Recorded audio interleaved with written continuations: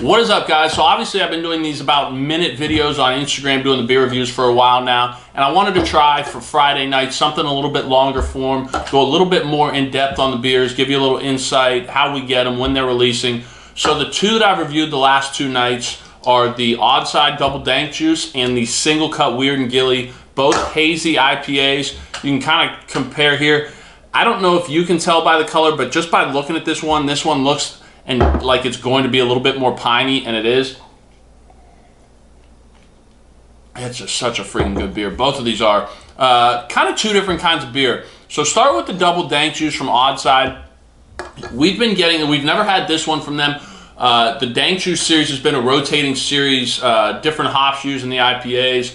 We've had the Mosaic Dank, Citra Dank, Dirty Dank, I think Diggity Dank we had at one point. And then they've also had some of the fruited beers. We actually just got Passion Fruit Dank Juice in that I'm going to review hopefully this weekend.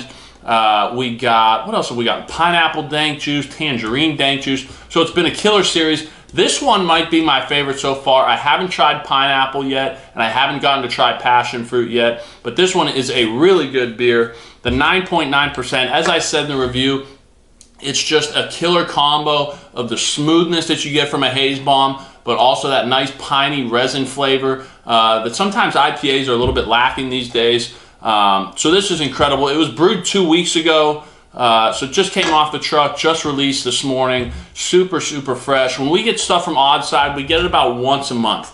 So when it comes in, it's real fresh. We rotate through it for about a month, and then we'll get a fresh batch of stuff. So everything that you see from Odd Side is within 6 to 7 weeks of date at the most. So you always know it's fresh, and we're always rotating to try and make sure that we're bringing not only fresh stuff into the market, but new stuff. So if you have one, it might take 2 or 3 months till you see it again, but we try and strike that balance of bringing in new stuff, but also when you like stuff, bringing it back so that you can get it again. So this is the new one from the Odd Side, or from Odd Side. I know I say this about a lot of beers, but this one's freaking good. This one, it's 9.9%, but you can sit there and have 3 or 4 of them.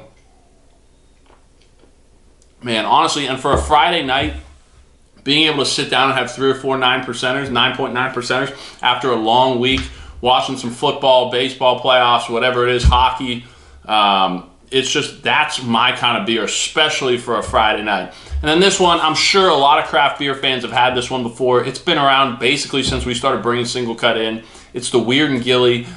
Reviewed this one. I'm pretty sure this is the first time I've reviewed it. I think it's an often underappreciated beer from Singlecut. The 18 watt kills it for us volume-wise. Really good beer, but it's that session IPA, lower ABV, 5% crusher. And then I think a lot of times people drink that and they go right to their higher ABV stuff, the 7.7. We just got the dessert in, the desert, long day, that I'll review. That's one of those 7.7 haze bombs. It's really, imperial IPA, juice bomb that they're really known for. And I think the Weird and Gilly's kind of in that middle ground. It's in between those imperials and the 18 watt. And I think a lot of times it gets lost and forgotten about. There's a fly over here. But like I said in the review, it's just such a good, crushable beer. It's got that next step up, that next level of flavor from the 18 watt.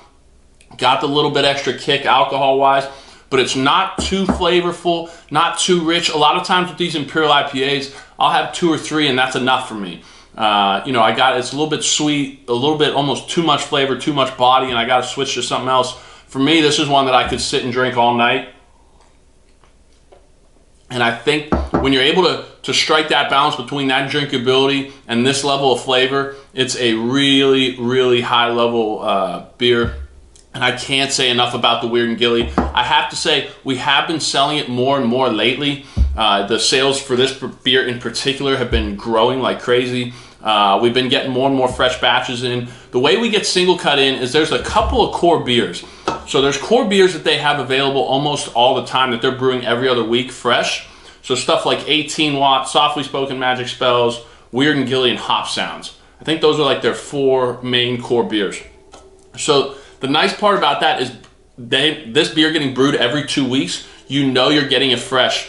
We got a batch 2 weeks ago. This batch just landed yesterday, Thursday afternoon, late in the day actually. and we had 1 keg left. We actually nailed getting the last batch out in 2 weeks up to 1 keg, which I actually think went out this morning. That way we were able to just get right to the fresh batch. We've really kind of dialed in how much we're selling, even with the numbers growing, how much we're selling, and being able to get stuff in as fresh as possible, so that when you see this out on shelves, people are able to order it having been brewed within 2 weeks, right? So you're not ordering stuff that was brewed 6 weeks ago, and then it sits on the shelf for a month. And especially these cores, since we know we're getting them so fresh, we try and keep the stock levels at places down a little bit. If you have not, for some reason, if you have not tried Weird and Gilly, get out and try this one. It's a 4-pack that you can sit, no problem, crush on a Friday night, Saturday night while you're sitting at home. And it's another good beer. This and the 18 watt are really good beers to take with over to your buddies' houses that might like, you know, normal stuff like Southern Tier. They're not huge into craft beer, but they like beer. These are easily accessible beers for people to drink. But I just kind of wanted to try out the long form videos a little bit more, maybe do it once a week on Fridays with a couple of things.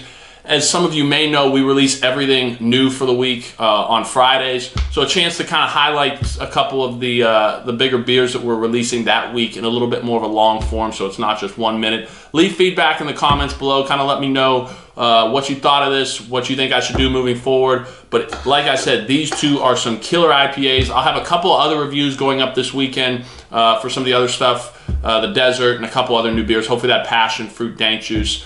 Big weekend, lots of stuff coming out.